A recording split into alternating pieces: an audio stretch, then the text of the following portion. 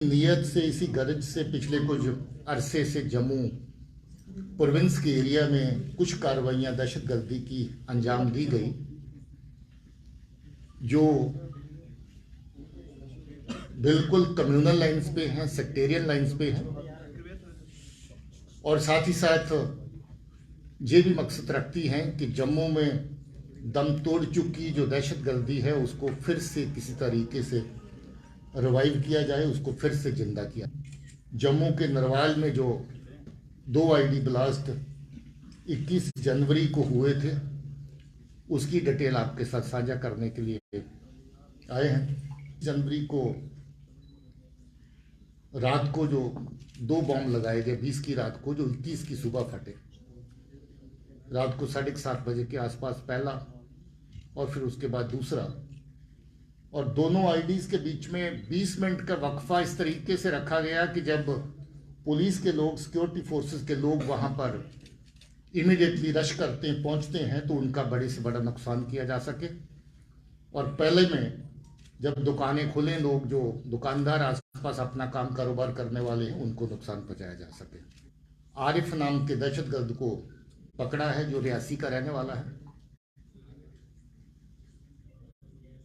और इसकी तफ्तीश और इंटेरोगेशन के दौरान ये पता भी चला कि ये आज से नहीं बल्कि पिछले लगभग 3 साल से ये पार जो हैंडलर हैं दहशतगर्दी को चलाने वाले जो लोग हैं लश्कर तौबा के, उनके साथ इसका तालमेल है। इसका मामा काफी सालों से कराची पाकिस्तान में जाकर के सेटल हो रखा है। मामे के जरिए इसके साथ राब्ता नाम का आदमी है, वो भी रियासी का रहने वाला है। काफी लंबा अरसा पहले वो पाकिस्तान में जाके सेटल हुआ है और आज पाकिस्तान की दहशतगर्दी की जननी जो है उसका साथ दे रहा है, उसका समर्थक है, उनका सपोर्टर है, और दहशतगर्दी की कार्रवाइयां पाकिस्तान में बैठ करके जहां पर करवाता है। कासम ने लंबा अरसा पहले कुछ 19 में इसके साथ राब्ता साधा।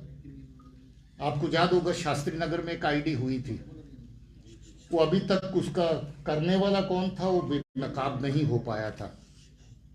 यही आदमी है जो शास्त्री नगर में फरवरी 22 में आईडी हुई थी, यही आदमी शामिल था।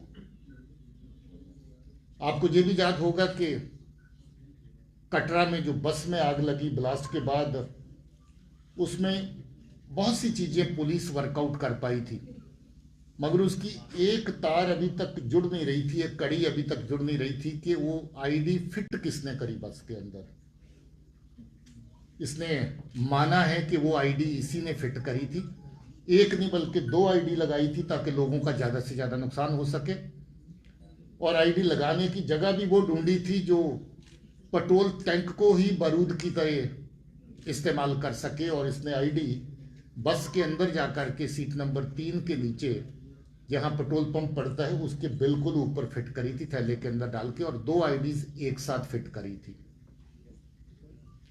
बात यही खत्म नहीं होती, एक आईडी और अभी इसके पास मौजूद थी, और उस आईडी का फोटो, और हो सकता है कि थोड़ी देर तक वो सही आईडी भी आपके साथ बाहर शेयर कर दी जाए। वो परफ्यूम आईडी है, बॉटल परफ्यूम की दिखती है, और अगर गलती से आपने परफ्यूम के स्प्रे के माफक उसको दबा दिया, जब खोल दिया तो आईडी फट जाएगी, और जिसके हाथ में आईडी होगी उसका मौके पर ही नुकसान हो जाएगा। जो पहली आईडीज अभी तक इस्तेमाल करी जो शास्त्री नगर में हुई, वो टाइमर वाली डिवाइस थी। जो कटरा की बस में आईडी लगाई गई वो स्टिकी बॉम्ब की फॉर्म में थी, जो थोड़ा बड़े साइज में स्टिकी बॉम्ब हमने कठुआ में बरामद किए थे, जिसमें 450 ग्राम के करीब करीब एक्सप्लोजिव मटेरियल रहता है। और जो जहां पर लगाई आईडी एक 750 ग्राम की थी पहली आईडी, और जो दूसरी थी उसका वजन 1 किलो से भी ज्यादा था। टिफिन आईडी थी, स्टील टिफिन आईडी थी। और जो अभी आईडी पकड़ी है, मैंने आपको बताया कि वो परफ्यूम आईडी की तरह है। यहां पर से ही लोग जो इनफरादी तौर पे, इंडिविजुअल तौर पे दहशतगर्दी की कार्रवाइयों में शामिल हैं, 22 के करीब पिछले 2 साल के अंदर ऐसे लोग नोटिफाई किए गए हैं एज टेररिस्ट। वो कार्रवाई भी बराबर जारी है और उस कार्रवाई को भी आगे जिंदा रखा जाएगा। इसमें हैरत की बात यह है कि ये दहशतगर्दी की कार्रवाई आरिफ जो कर रहा है ये सरकारी मुलाजिम भी है। 2010 में रैबर तलीम में भर्ती हुआ था, 2016 में रेगुलर टीचर बना, सरकार की तनख्वाह भी ले रहा है, सरकार के टुकड़ों पे पल भी रहा है और साथ ही साथ कुछ और टुकड़ों के लिए अपने लोगों को नुकसान भी पहुंचा रहा है। पता चला है कि इसको पहली आईडी लगाने और फोड़ने के बाद कुछ नगद रकम मिली थी, कटरा की आईडी लगाने के बाद भी इसको कुछ रकम दी गई थी और अभी जे आईडी लगाने में भी इसको ऐसा ही फायदा दिया गया। अब ये देखें कि किस हद तक ये चीज एक एक चंद टुकड़ों के लिए लोगों की जान के साथ खिलवाड़ करना, लोगों का नुकसान